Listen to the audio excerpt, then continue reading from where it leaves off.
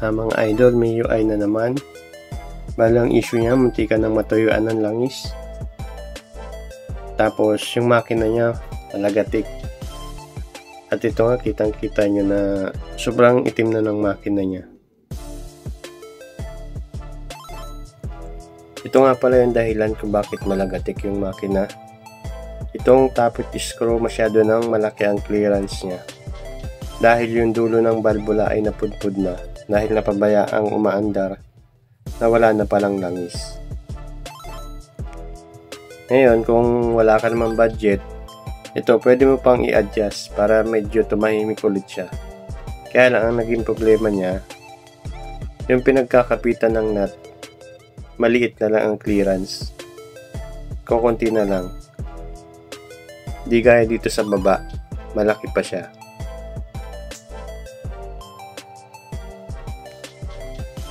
Sabi ng may-ari, baklasin na lang daw kasi may budget naman.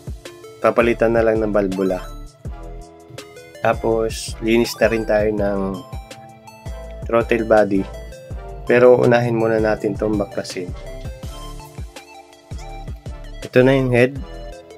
Yung balbula, yung dulo ng balbula ng intake. Munti ka nang pumantay sa valve block. Pero dito sa exhaust, mataas pa siya. At mamaya lilinisin natin yan. Makarbo na rin. Tapos check natin tong block kung may guhit na. Check natin yung piston dahil natuyuan to ng langis. Munti ka na palang matuyuan ng langis.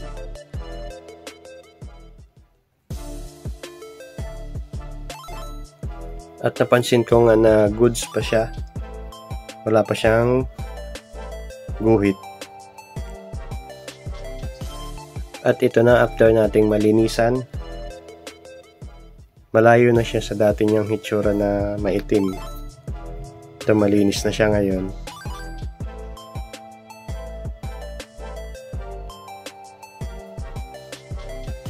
Tapos itong ibabaw ng piston, lilinisin din natin yan. Tatanggalin natin yung carbon.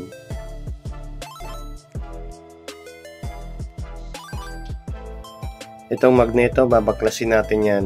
Check natin yung sa may oil pump.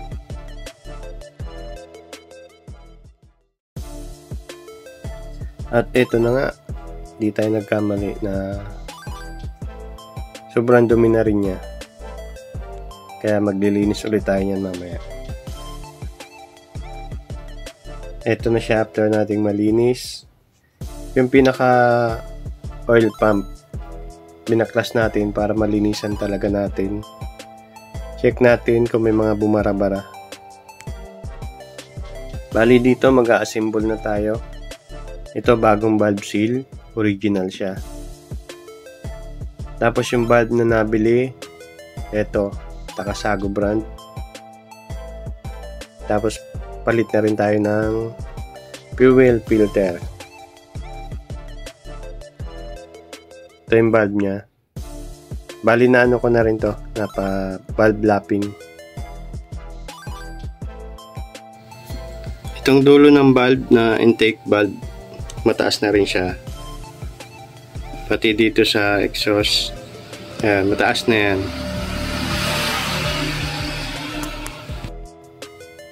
Itong magneto na pinturahan na natin. Tapos gagamitan natin siya ng pangontra. At ihigpitan natin to, gagamitan natin ng torque rings. Bali ang gagamitin nating torque sa kanya ay 70 Newton meter.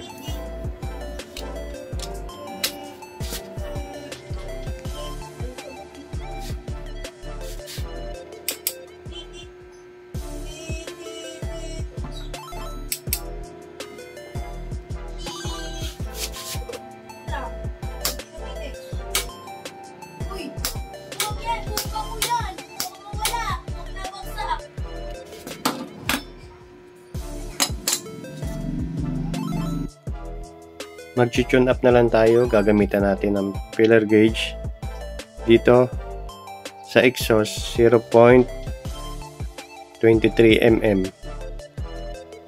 Tapos sa intake ay 0.6 mm. Para sakto yung valve clearance niya. At ang huli ay pagsasali ng langis. Sure na sure yan na bago.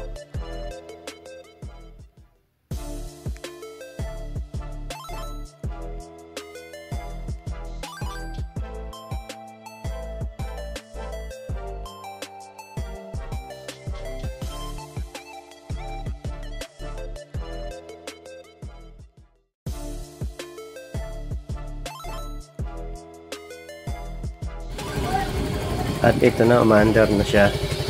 Tahimik na ulit at wala siyang usok.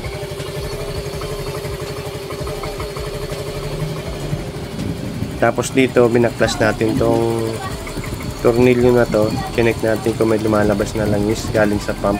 At okay naman, goods naman siya. At mamaya ito naman ang ilalagay natin.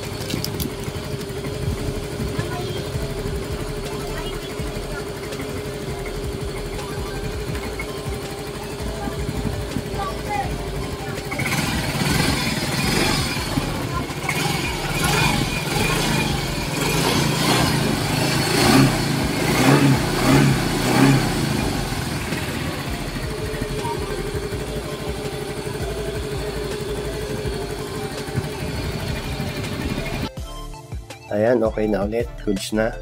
Kondisyon na ulit yung makina. Ito na lang yung papalitan natin. Air filter.